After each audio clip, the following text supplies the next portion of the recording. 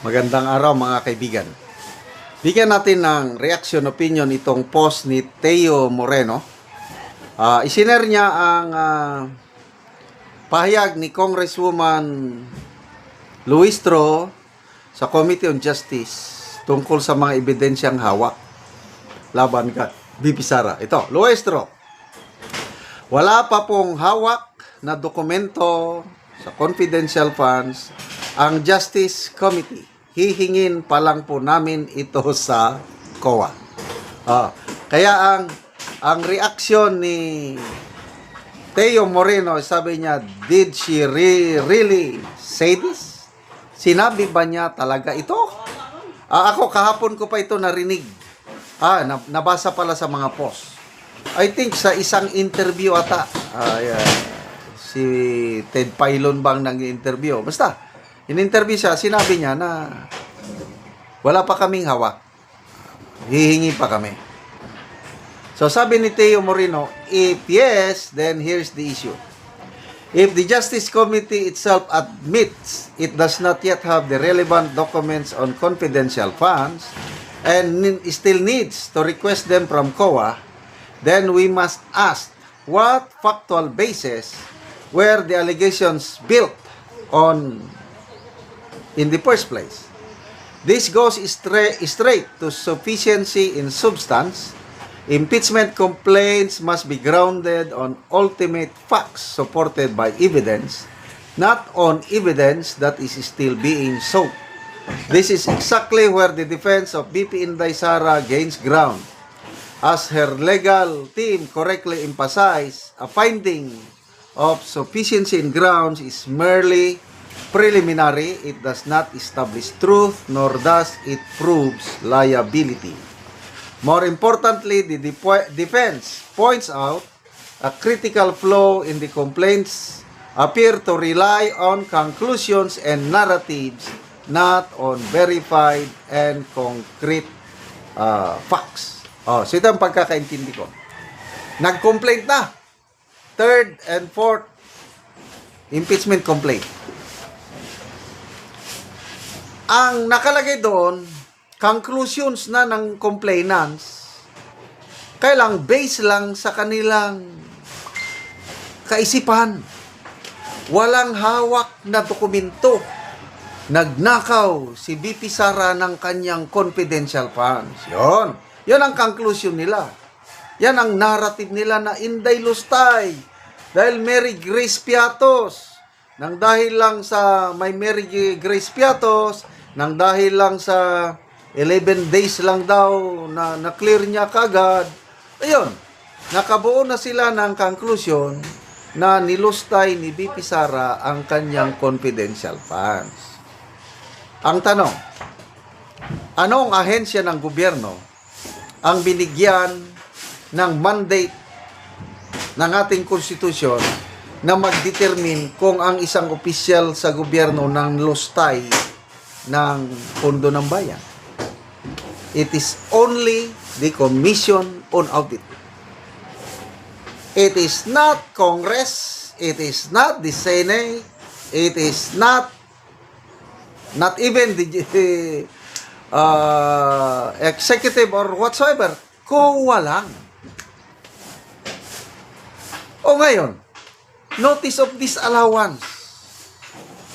Hanggang ngayon, wala pa silang kopya. Anong klaseng impeachment proceedings meron tayo? Committee on Justice ka. Bakit yung mga complainants na nag-a-allege na nilustay ni BP Sara ang kanyang confidential funds, supposed to be, may inattach na nila doon na notice of disallowance ng COA. Di ba ganun lang kasimple? Ibig sabihin, halos walang ebidensya yung complaints na isinabit. Kasi kung may ebidensya, very basic yun. Alam na ng lahat, that was 2 years ago ata, na-announce na may notice of disallowance yung confidential funds ni BP Sara. Pasensya na kayo, maingay sa tabi ko, may house construction. May notice of disallowance siya na I think of the 125 million na na-release sa kanya noong 2022, around 73 million ang may notice of disallowance. Yung other half, clear na yun. Oh, bakit wala silang kopya? Anong klaseng complainant meron tayo?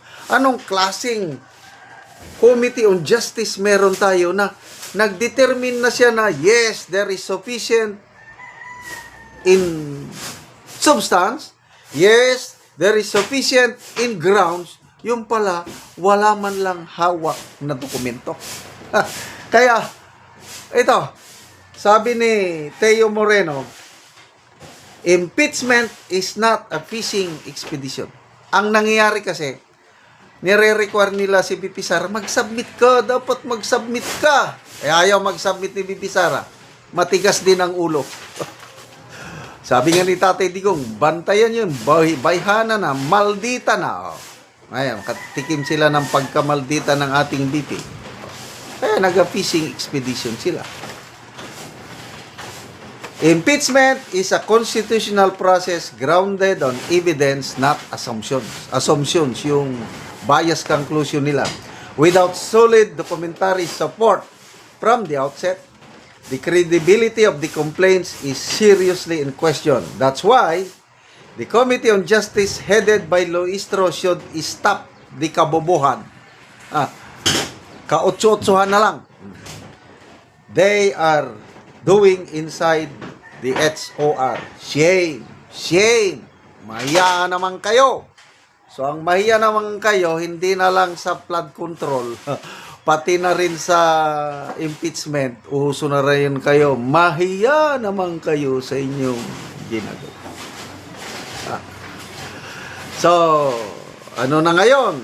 March 25, mag-hearing na. Nire-require ng Committee on Justice. Si BP Sara mismo mag-a-appear. Siya mismo mag-represent ng evidence. Tignan natin kung mag-a-appear ba si BP Sara. Diyan nyo makikita ang pagkamaldita ng BP Sara namin. Kung mag-a-attend ba siya o hindi. Salamat mga kaibigan sa inyong pagsubaybay sa ating channel. Nakakatulong kayo ng malaki sa tribong Talandig ng Bukidnon dahil ang income natin sa channel na ito is pantulong po sa tribo. Namimigay tayo ng libreng yero at pako para makapagpatayo sila ng mas maayos na tirahan. Panoorin nyo ang video na ito. Ang among gihatagan o gero. So mag-atop na ni siya karon sa iyang balay.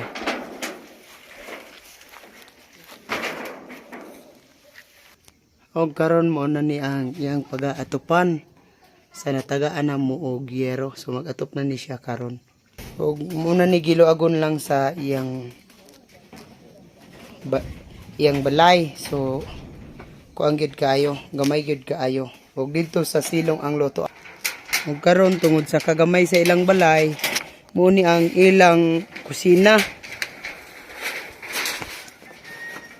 So mga buslot na gyud ang yero, ipang sumpay-sumpay lang kani ng mga yero.